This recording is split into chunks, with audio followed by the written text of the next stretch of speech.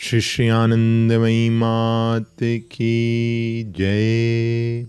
Question: Ma, how can anything occur that is not mentioned in the Shastras?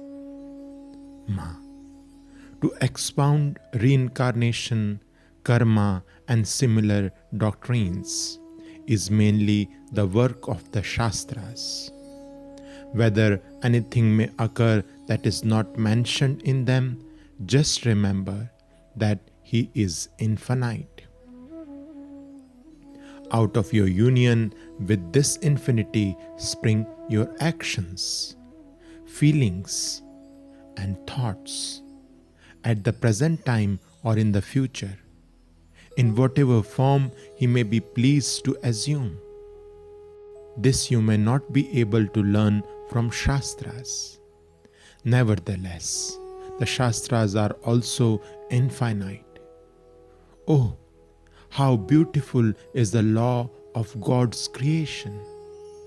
Do you not know the feeling of delight, of deep bliss, when in a new way you experience a glimpse of Him, the eternally new? Just consider, the infinite is contained in the finite, and the finite in the infinite, the whole in the part, and the part in the whole. This is so when one has entered the great stream.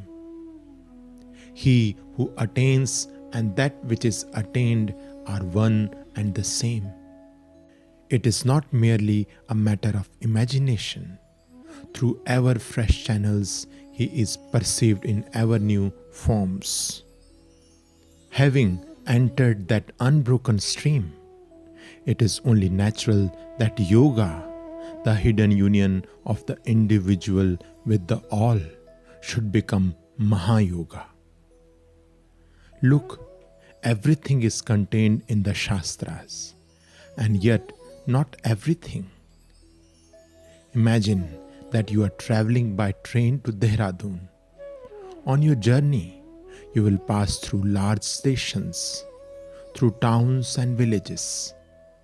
Every one of these has been indicated in the guidebook.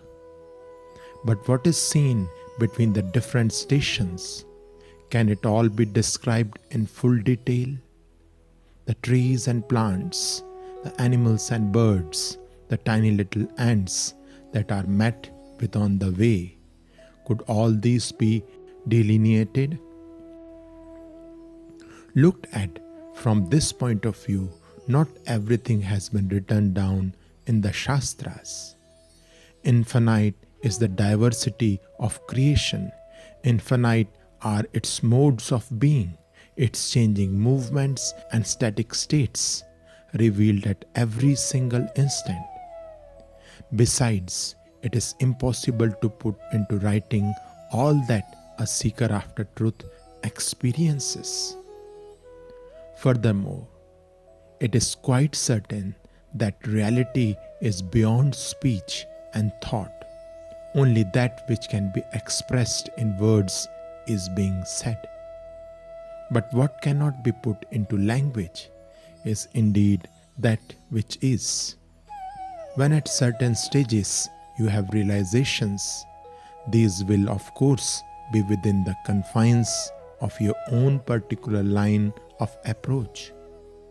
In the event of complete realization, can such a thought as "it has not been mentioned in the Shastras" have any meaning? The main stages on the path, which you think can be elaborated exhaustively, are no doubt discussed in the Shastras, but the numerous things that you imagine not to be set forth there are also included. In accord with the progress of sadhaka, spiritual experiences will occur of themselves.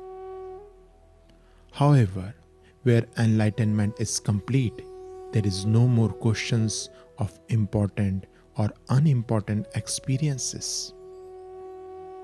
On reaching the end of one's journey, full enlightenment is bound to take place. If someone has a doubt about something because it is not contained in the Shastras, can he have attained to the goal of his pilgrimage? Affirmation and negation are of significance only while one is yet on the way, for there are paths without number, and they cannot be limited to what has been laid down in the Shastras. Where the infinite is in question, the diversity of approaches is equally infinite, and likewise are the revelations along these paths of endless variety. Is it not said, there are as many doctrines as there are sages? Unless one has a point of view of one's own, one will not be classed among the sages. Very well, this is one aspect of the matter. Now to another. On the level from which it can be said that everything is possible, it would be quite senseless to declare that, because something is not to be found in the Shastras or in any of the scriptures. It therefore does not and never will occur. Surely, all this eager searching has for its aim only the revelation of that which is already self-revealed. Sri Anandamayi Ma ki Jai.